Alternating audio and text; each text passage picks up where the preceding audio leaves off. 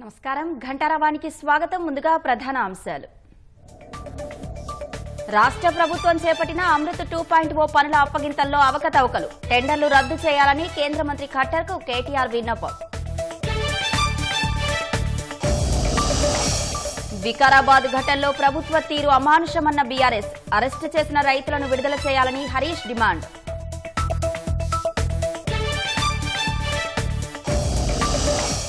ఖమ్మం మార్కెట్లో పత్తి ధరల పతనంపై అన్నదాతల ఆందోళన, స్పందించిన జిల్లా కలెక్టర్, రైతులకు న్యాయం చేయాలని ఆదేశం.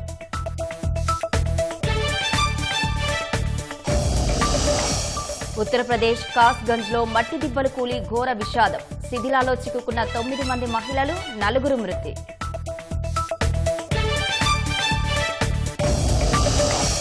డెహ్రాడూన్లో కారును కంటైనర్ ఢీకొని 6 మృతి, ఓఎన్జీసీ సమీపంలో ఘటన, డ్రైవర్ అరెస్ట్.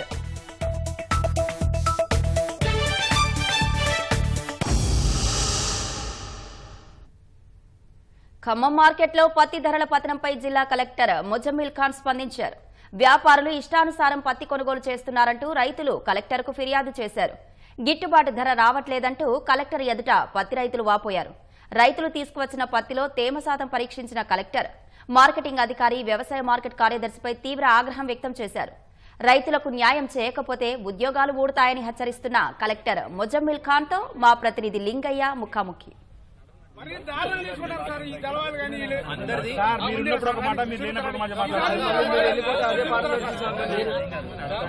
వీళ్ళందరూ ఒకటే కమిట్మెంట్ ఉంది సార్. కమిట్మెంట్ వచ్చి 6,500 6,300 పాడి వెళ్ళిపోతున్నారు.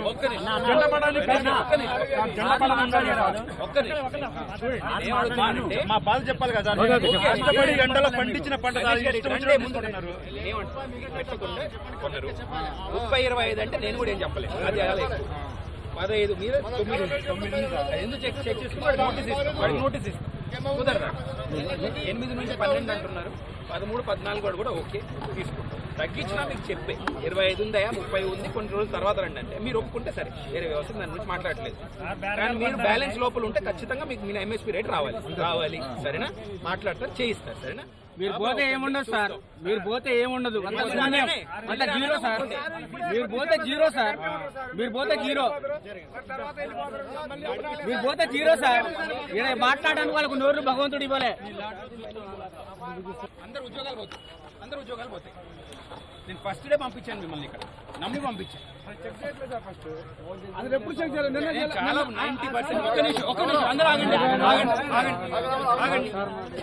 90% మందికి మీరు మాయిశ్చర్ చెక్ చేయకుండా కొంటున్నారు, అన్యాయం. ఇప్పుడు ముందుగానే ఇలా అయితే నేను ఊరుకుంటాను. నడిచేది కాదు ఇది. ఎంఎస్పీ రేట్ అనేది నేను కాదు, మీరు కాదు డిక్లేర్ చేసేది, ప్రభుత్వ నిర్ణయం అది. ఎంఎస్పీ రేట్ పైన కొనడం మీ బాధ్యత. ఇంత కట్ చేస్తాను అంత కేసులు రాడు. బ్రోకర్ మాట వినడానికి మీరు లేరండి. వీడెవడో కొన్నాడు ఇక్కడ, మిగతా రేటు కూడా చెల్లిస్తూ నోటీస్ అయితే ఇమీడియట్గా సర్వ్ చేయండి. పద్ధతి కాదండి. లైసెన్సులు పోతాయండి. మనం ఉన్నాం కదండి ఏమో గారు. What is our responsibility? వాళ్ళకి రేట్ వచ్చేలా చూడటం మన బాధ్యత. చేస్తున్నామని వారం క్రితం మిమ్మల్ని పంపించాను ఇక్కడ. ఏమైందండి దాని తర్వాత? Same thing is continuing or not?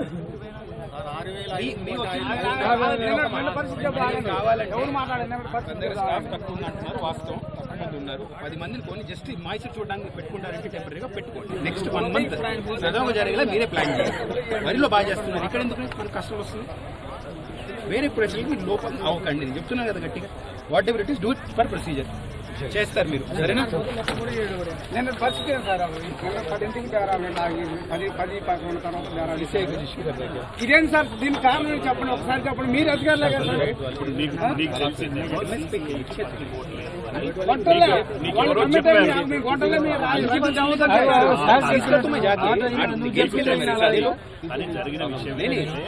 MSP నైదే చేసి టు అకామిడేట్.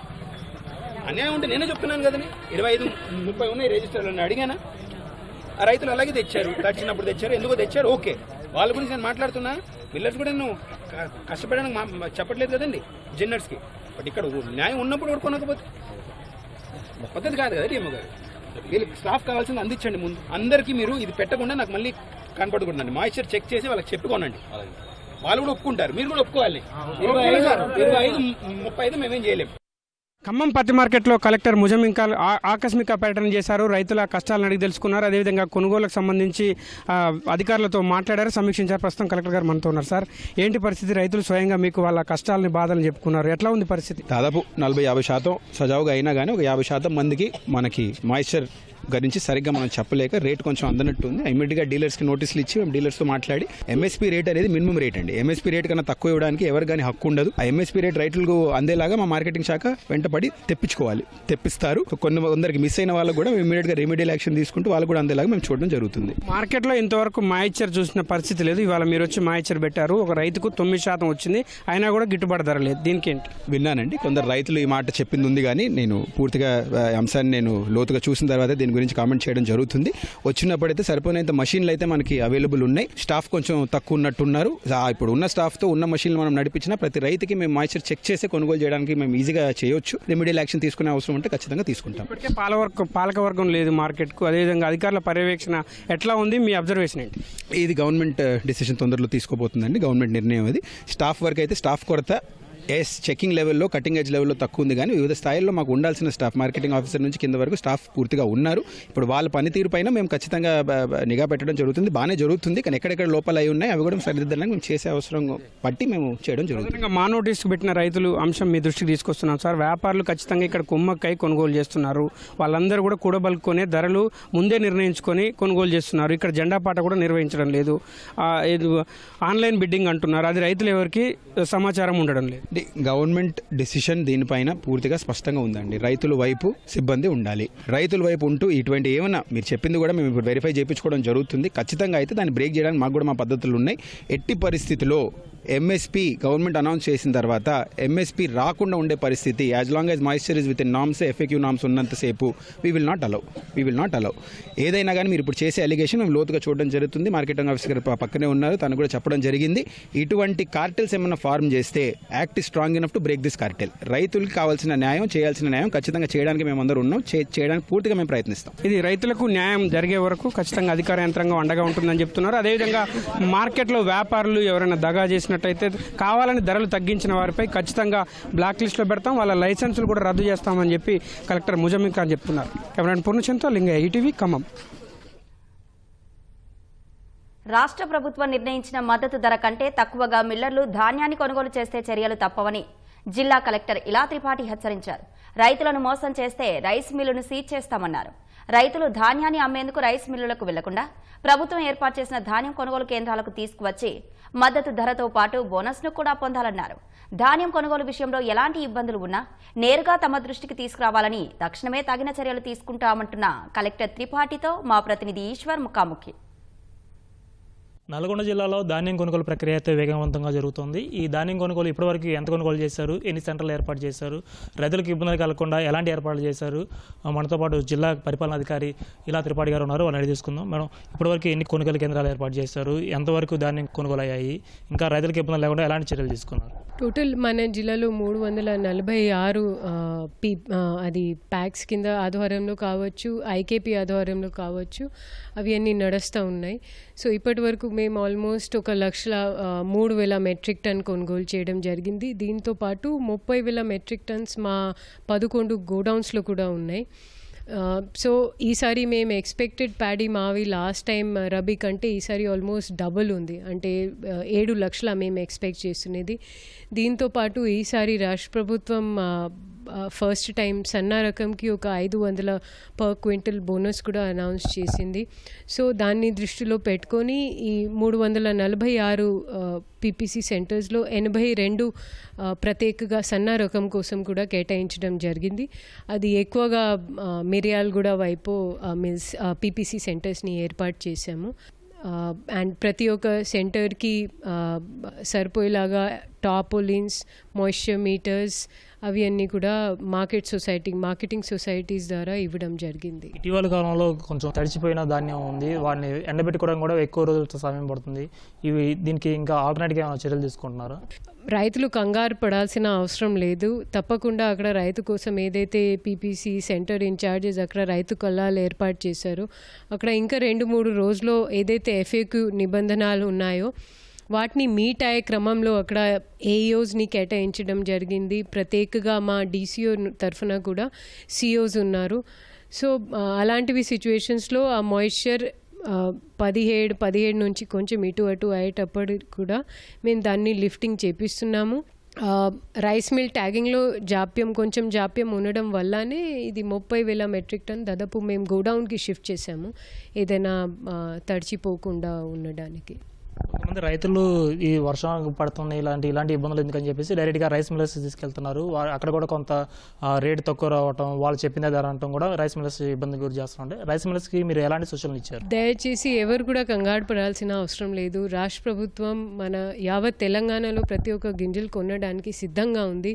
ఇది సన్న రకంకి వచ్చేసరికి మీరు ప్రత్యేకంగా డైరెక్ట్గా మీ పొలాల నుంచి రైస్ మిల్ దగ్గరికి వెళ్తే మీకు 500 బోనస్ ఎట్లాగో రాదు. దాంతోపాటు మీ వెయిట్ కటింగ్ కూడా అవుతుంది. ఎందుకంటే అప్పుడు మొత్తం పచ్చి ఉంటుంది. ఆ పచ్చిలో ఉన్న మాయిశ్చర్తో ఆ వెయిట్ అక్కడ ఉన్న రైస్ మిల్ తప్పకుండా కట్ చేస్తారు. సో మీరు చేసిన ఉత్పాదన తగ్గట్టు మీకు ఆ ధర రాదు. సో ఏదైతే కనీస మద్దతు ధర ఉందో లభించడానికి, దాంతోపాటు బోనస్ తీసుకోవడానికి ఇంకొక 4-5 రోజు పొలాల్లో ఆ ధాన్యంని ఉండనియండి. మేము తప్పకుండా కావాలంటే మేము హార్వెస్టర్స్ని కూడా వాళ్ళని పిలిపించి మాట్లాడి అది కూడా ట్యాగింగ్ చేస్తాం. సరైన సమయంలో FAQ నిబంధనలు మీట్ అయ్యేంత వరకు మేము తప్పకుండా మా వ్యవసాయ శాఖ కావచ్చు, మా పౌర సరఫరా శాఖ కావచ్చు, మేము ప్రతి ఒక్క రైతులకి ఈ సేవ అందించే క్రమంకి మేము కట్టుబడి ఉన్నాము. ఇప్పుడు ఈ ధాన్యం కొనుగోలు చేసిన వెంటనే ఎన్ని రోజులకి మళ్ళీ రైతుల ఖాతాలో నగదు జమ అయ్యే అవకాశం? 2 days, 48 వర్కింగ్ అవర్స్, 2 days. మీరు చూసుకోవచ్చు, ఇప్పటి వరకు 25 నుంచి మన జిల్లాలో కొనుగోలు అయింది. ఇప్పటి వరకు మేము దాదాపు 7 కోట్ల పేమెంట్ చేసేసాము. అది ట్రక్ షీట్ బ్యాలెన్స్ కావచ్చు, రైతులకి అయినా పేమెంట్ కావచ్చు. ఇందులో ఇంకొకటి, మేము రైతుల నుంచి తీసుకొని గోడౌన్కి తరలించాము అనుకోండి, అప్పుడు కూడా రైతులకి పేమెంట్ వస్తుంది. అది జస్ట్ రైస్ మిల్లర్కి పోతుంది, అప్పుడే పేమెంట్ వస్తుంది, అలా లేదు. మేము రైతుల నుంచి సెంటర్లో కొనుగోలు చేసామంటే రైతుల బాధ్యత అక్కడే అయిపోయింది. అది గోడౌన్కి వెళ్తుందా, రైస్ మిల్కి వెళ్తుంది, అది రాష్ట్ర ప్రభుత్వం చూస్తుంది. బియ్యం కొనుగోలు విషయంలో కూడా ఎలాంటి ఇన్స్ట్రక్షన్స్ ఉన్నాయి మేడం? పౌర సరఫరా శాఖ ద్వారా ఒక ప్రత్యేక జియో కూడా ఇవ్వడం జరిగింది. ఆ జియో ప్రకారంగా రైస్ మిల్లర్స్కి ప్లస్ రైతులకి ఇద్దరికి గుడ్ న్యూస్ ఇచ్చింది మన రాష్ట్ర ప్రభుత్వం. రైస్ మిల్స్కి ప్రతి ఒక్క క్వింటల్కి మెట్రిక్ ఛార్జెస్ని 4 times పెంచుతూ 50 రూపాయలు చేయడం జరిగింది. అది ఆల్మోస్ట్ గత 7 సంవత్సరాల నుంచి ఎప్పుడో రివైజ్ కాలే ఆ రేట్. తర్వాత రైతులకి నేను చెప్పినట్లు 500 రూపాయలు బోనస్ పర్ క్వింటల్ రాష్ట్ర ప్రభుత్వం అందిస్తుంది. రైతులకి ఏమైనా సమస్యలు ఉంటే మీ దృష్టికి తీసుకురావాలంటే ఎలాగ? మా దగ్గర ప్రత్యేకంగా పౌర సరఫరా శాఖ ద్వారా ఒక group toll free call centre ఏర్పాటు చేయడం జరిగింది. దాంతోపాటు DCO గారు ఉన్నారు. మేము రైస్ మిల్లర్స్తో, రైతులు అసోసియేషన్స్తో మాది ఒక వాట్సాప్ గ్రూప్ కూడా ఉంది. వాళ్ళు వెంటనే లేదా మీడియా ద్వారానే, పాత్రికేయుల ద్వారానే మా దృష్టికి తీసుకురావచ్చు. మేము అప్పుడు ఎక్కడైతే మాకు సమస్యలు వస్తున్నాయో వెంటనే వాటికి పరిష్కారం చేయడానికి కూడా మేము వీలంత వరకు ట్రై చేస్తున్నాము. మన రాష్ట్ర ప్రముఖ కార్యదర్శి గారు DS చౌహాన్ గారు కూడా వారి మొత్తం తెలంగాణ పర్యటన ఈ ఖరీఫ్ సీజన్ మన నల్గొండ జిల్లా నుంచి మొదలు చేయడం జరిగింది. ఎందుకంటే మనం చాలా ఉన్నాము, ముందస్తుగా మన దగ్గర అరైవల్ వస్తాయి, మన దగ్గర ఉన్న మిల్లింగ్ కెపాసిటీ కూడా మన అరైవల్ తగ్గట్టుగా ఉంది అని చూసి తను కూడా చాలా సంతోషపడ్డారు, మమ్మల్ని చాలా బాగా అప్రిషియేట్ చేశారు. Thank you. రైతులకి ఎలాంటి సమస్యలు ఉన్నా సరే టోల్ ఫ్రీకి నంబర్ చేయవచ్చు అని చెప్పి ప్రతి చివరి గింజను కూడా కొనుగోలు చేయడానికి కట్టుబడి ఉన్నామని చెప్పి కూడా కలెక్టర్ త్రిపాఠి చెప్తున్నారు. కెమెరామ్యాన్ జనార్దన్తో ఈశ్వర్, ETV న్యూస్, నల్గొండ. వికారాబాద్ దాడి ఘటనపై పోలీసులు ముమ్మర దర్యాప్తు చేస్తున్నారు. దాడి ఘటనలో పోలీసుల అదుపులో 55 మంది నిందితులు ఉన్నారు. ఔషధ పరిశ్రమకు భూసేకరణ కోసం లగచర్ల వెళ్లిన అధికారులపై దాడి చేయగా ప్రణాళిక ప్రకారమే దాడి జరిగినట్లు పోలీసులు గుర్తించారు. ఈ మేరకు దుద్యాల మండలం లగచెర్లలో పోలీసులు భారీగా మోహరించారు. మరోపక్క అధికారులపై దాడిని వ్యతిరేకిస్తూ కలెక్టరేట్ ఎదుట రెవెన్యూ ఉద్యోగులు నిరసనకు దిగారు. మరింత సమాచారం మా ప్రతినిధి శ్రీనివాస్ ప్రత్యక్ష ప్రసారం ద్వారా అందిస్తారు. కలెక్టర్పై లాగచెర్ల గ్రామంలో కలెక్టర్ ప్రతీక్ జైన్, అదేవిధంగా అదనపు కలెక్టర్ లింగయ్య నాయక్తో పాటుగా కొడంగల్ డెవలప్మెంట్ అథారిటీ ప్రత్యేక అధికారి వెంకటరెడ్డిపై జరిగిన దాడికి సంబంధించి అయితే రెవెన్యూ ఉద్యోగులంతా కూడా పెద్ద ఎత్తున వికారాబాద్ జిల్లా కలెక్టరేట్ ఎదుట గుమిగూడారు. అక్కడ ఆందోళన చేస్తున్న పరిస్థితి.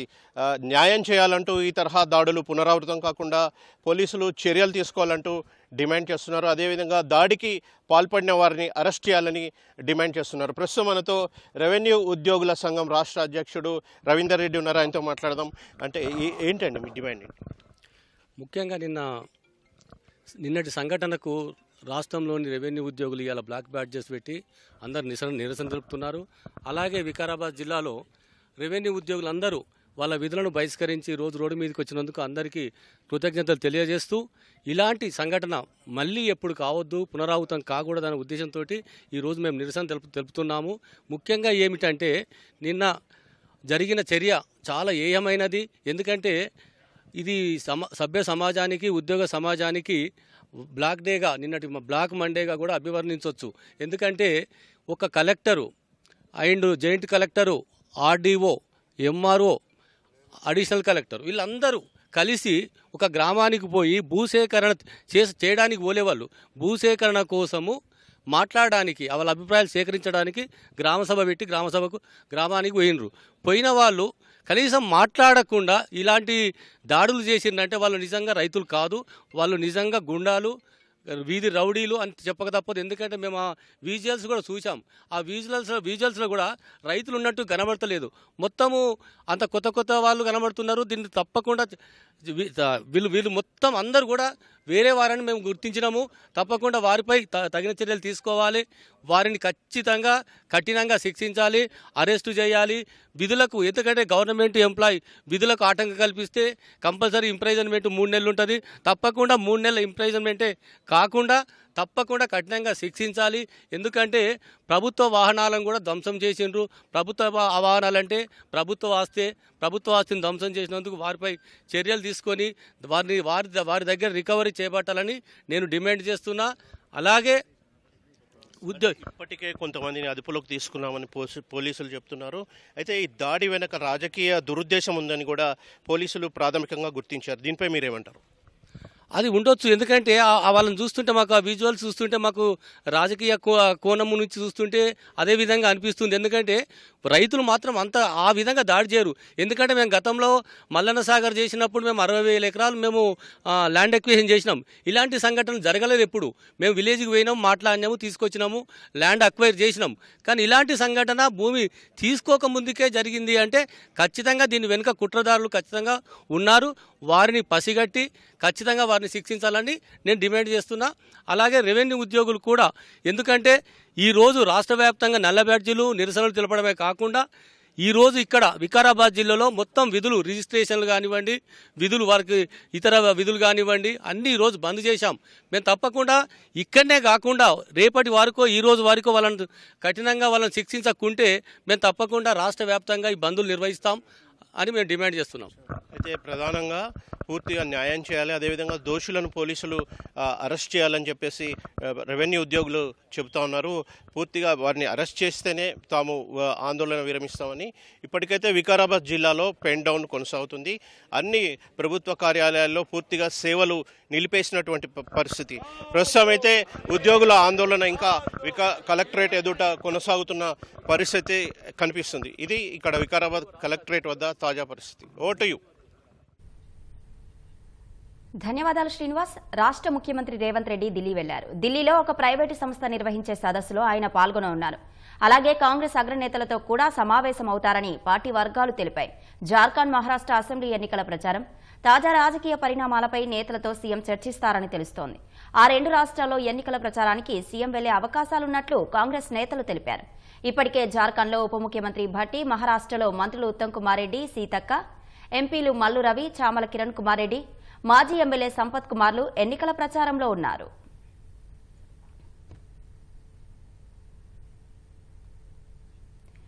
ప్రజలకు ఇచ్చిన హామీలను నెరవేర్చేందుకు తమ వంతు బాధ్యతగా వ్యవహరిస్తున్నామని Bandlaguda Jagir municipal corporation mayor Maddela Latha Prem Goud అన్నారు. హైదరాబాద్ నగర శివారు రాజేంద్రనగర్ బండ్లగూడ జాగిర్ కార్పొరేషన్ పరిధిలో ఉన్న హిమాయత్ సాగర్ నీటిని ఇన్నేళ్లుగా అందించలేకపోయామని ఆందోళన వ్యక్తం చేశారు. ఇప్పటికైనా కార్పొరేషన్ ప్రజలకు నీళ్లు అందిస్తున్నందుకు సంతోషంగా ఉందని తెలిపారు. ఇందుకోసం ప్రభుత్వం 6,50,00,000 రూపాయలతో ఫిల్టర్ బెడ్ను ఏర్పాటు చేస్తుందన్నారు. 45 రోజుల్లో ప్రజలకు తాగునీటిని అందిస్తామని మేయర్ లతా ప్రేమ్ గౌడ్ హామీ ఇచ్చారు. బండ్లగూడ జాగీర్లో ఎన్నో సంవత్సరాలుగా ఎదురు చూస్తున్నటువంటి నీటి సమస్య లేకుండా చేయడానికి ఫిల్టర్ గ్రిడ్స్ను ఈరోజు ఏర్పాటు చేయడానికి పనులు ప్రారంభించడం జరిగింది. ఈ పనులకు సహకరించినటువంటి సీఎం రేవంత్ రెడ్డి గారికి మరియు అసెంబ్లీ స్పీకర్ గడ్డం ప్రసాద్ కుమార్ గారికి మా ప్రత్యేక ధన్యవాదాలు తెలుపుకుంటున్నాము. ఈ ఫిల్టర్ గ్రిడ్స్ ఏర్పాటు చేయడానికి ప్రభుత్వం నుంచి సుమారు 6,50,00,000 రూపాయలు శాంక్షన్ చేయడం జరిగింది. ఈరోజు ఈ ఫిల్టర్ గ్రిడ్స్ ఏర్పాటు చేసిన తర్వాత ప్రజలకి నీటి సమస్య లేకుండా చేయడానికి మా వంతు కృషిగా ఈ ఫిల్టర్ గ్రిడ్స్ను ఏర్పాటు చేయడం జరుగుతుంది. పెద్దపల్లి జిల్లా రంగంపల్లి వద్ద దారుణ ఘటన చోటు చేసుకుంది. తెల్లవారుజామున రాజీవ్ రహదారిపై నడుచుకుంటూ వెళ్తున్న 4 మహిళలపై కారు దూసుకెళ్లడంతో 2 మహిళలు అక్కడికక్కడే మృతి చెందారు. మరో మహిళ తీవ్రంగా గాయపడడంతో స్థానికులు ప్రభుత్వ ఆసుపత్రికి తరలించి చికిత్స అందిస్తున్నారు. ఉదయనగర్కు చెందిన అమృత, భాగ్య, పద్మ మరో మహిళలు రంగంపల్లిలోని ఒక ఫంక్షన్ హాల్లో పనిచేసి తిరిగి వెళ్తుండగా గోదావరికని వెళ్తున్న కారు వీరిని ఢీకొట్టి వెళ్లిపోయింది. కారును కనిపెట్టేందుకు పోలీసులు సీసీ ఫుటేజ్లను పరిశీలిస్తున్నారు. కొంచెం రాగా ఇక నాకు నా పక్క పొంటి మనిషి నన్ను గుద్ది నేను అక్కడ పడ్డా దూరం. ఆమె ముళ్ళే ఆమె నా మీద పడ్డది. నేను ఎక్కడ అటు దూరం అని పడ్డా కడకు. ఇక కడకు నేను ఇక సుదులాంచుకొని లేచిన దాన్ని అన్నట్టు పడ్డ వల్ల నాకు చక్కెర వచ్చినట్టు నాకు బీపీ ఉన్నది. ఆయన మళ్ళీ లేచుకొని ఇప్పుడు ఇట్లా ఊపుకుంది ఇట్లా చూసే వరకు ఇవ్వలేరు. అదే ఇవ్వలేరు అని చూసేవారికి పక్క పొంటి మనిషి పద్మశ్రీ తప్పింది. ఆ అమృతను భాగ్యాన్ని చూసే వరకు ముంగట రోడ్డు మీద అక్కడ వాళ్ళు ఉన్నారు. అక్కడ వాళ్ళు నుంచి అట్లనే లేచుకుంటూ అడ్డం పడుకుంటూ పోయి అలా బట్టలు చేసి షెడ్ చేసినా కానీ అల్లం బొర్రిచ్చంట చేతులు అంటుతానే కాళ్ళు అంటుతానే కదా కదా. నేనేం మాట్లాడలేకపోయినా ఓ అన్నలాలు అయ్యలాలు వాళ్ళు చచ్చిపోయారని మొత్తుకుంటాను. ఆ కోళ్ళ సెంటర్ కాడ నుంచి ఒక 2 మొగోళ్ళు వచ్చాను. నేనే మానవ చేసిన మెల్లగా ఇంకులాడుకుంటాను. నంబర్ ఇంకులాడుకుంటా మానవ చేసిన బాధనే చేసిన వాళ్ళు వీళ్ళు వచ్చారు. తన ఓయ్య అంటే కూడా ఆకుండా రక్తం అంతా దంచుకపోయింది. చూసిండు వెనక తిరిగి చూసిండు దాన్ని మన దంచుకెళ్ళింది. డోర్ తీసి చూసే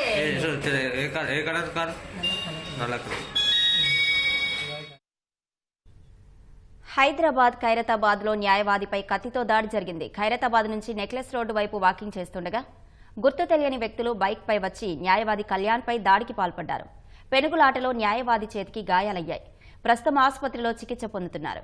సెల్ ఫోన్ కింద పడిపోగా దాన్ని తీసుకుని ద్విచక్ర వాహనంపై దుండగులు పారిపోయారు. కళ్యాణ్ ఫిర్యాదుతో ఖైరతాబాద్ పోలీసులు కేసు నమోదు చేశారు. సెల్ ఫోన్ స్నాచింగ్ కోసమే ఈ దాడికి పాల్పడినట్లు పోలీసులు భావిస్తున్నారు. నిందితుల కోసం పోలీసులు 3 బృందాలుగా ఏర్పడి గాలింపు చర్యలు చేపట్టారు.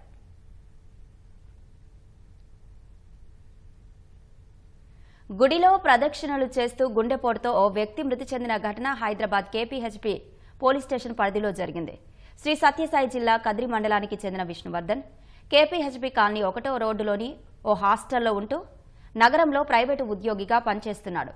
కాలనీకి దగ్గరలో ఉన్న వీరాంజనేయ స్వామి ఆలయానికి నిత్యం వెళ్లి ఆంజనేయుని దర్శించుకునే అలవాటు ఉంది. సోమవారం ఉదయం కూడా ఆలయానికి వెళ్లి ప్రదక్షిణలు చేశాక ధ్యాన మందిరం వద్ద మెట్లపై కొంత ఇబ్బంది పడినట్లు సీసీ కెమెరాల్లో రికార్డయింది. నీళ్లు తాగేందుకు ఫిల్టర్ వద్దకు వెళ్లి అక్కడే కుప్పకూలిపోయి తుదిశ్వాస విడిచాడు. అనారోగ్య సమస్యలతో పాటు ఇటీవలే వైరల్ జ్వరంతో విష్ణువర్ధన్ బాధపడినట్లు సమాచారం. పోలీసులు మృతదేహాన్ని శవపరీక్ష అనంతరం కుటుంబ సభ్యులకు అప్పగించారు.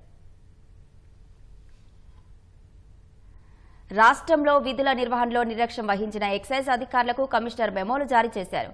3 నెలలుగా అధికారుల పనితీరు ఆధారంగా ఈ మెమోలు ఇచ్చినట్లు ఆబ్కారీ శాఖ అధికారులు చెబుతున్నారు.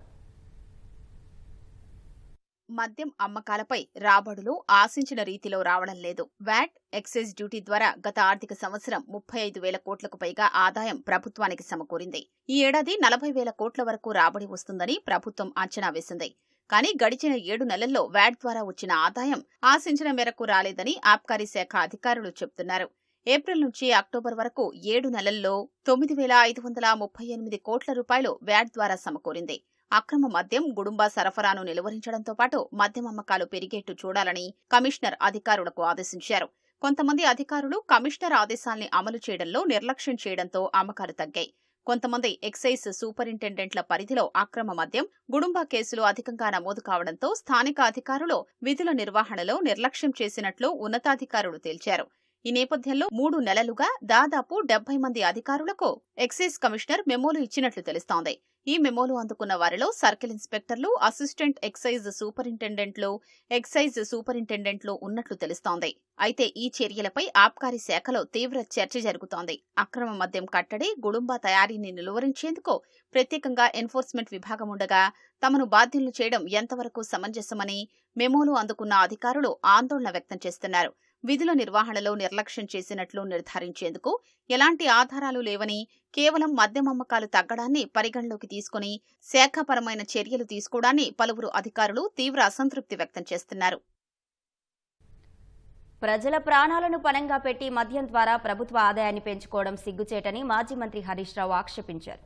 మద్యం టార్గెట్ చేరుకోలేదని 30 మంది ఎక్సైజ్ అధికారులకు మెమోలు ఇవ్వడంపై ఆయన విమర్శలు గుప్పించారు. మద్యం అమ్మకాలు అరికడతామని, బెల్ట్ షాపులు మూసివేస్తామని మేనిఫెస్టోలో హామీ ఇచ్చిన కాంగ్రెస్ పార్టీ యూటర్న్ తీసుకుందన్నారు. 10 నుంచి 25% మద్యం అమ్మకాలు పెంచాలని ఎక్సైజ్ అధికారులపై ప్రభుత్వం ఒత్తిడి తెస్తోందన్నారు. లక్ష్యాలను చేరుకోపోతే బదిలీ చేస్తామని ఎక్సైజ్ అధికారులను బెదిరిస్తున్నారని, ఇది కాంగ్రెస్ ప్రభుత్వం ద్వంద్వ నీతికి అద్దం పడుతోందని హరీష్ ఆరోపించారు. రేవంత్ రెడ్డి చెప్పిన ఏడాదిలోపు మార్పు ఇదేనా, సిగ్గుచేటంటూ హరీష్ రావు వ్యాఖ్యానించారు.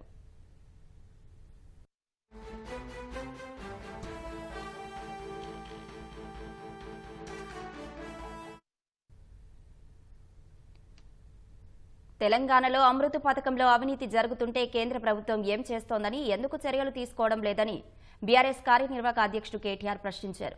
రాష్ట్ర మంత్రి పొంగులేటి శ్రీనివాసరెడ్డి సంస్థలకు కూడా ఈ పథకం పనులు కట్టబెట్టారన్నారు.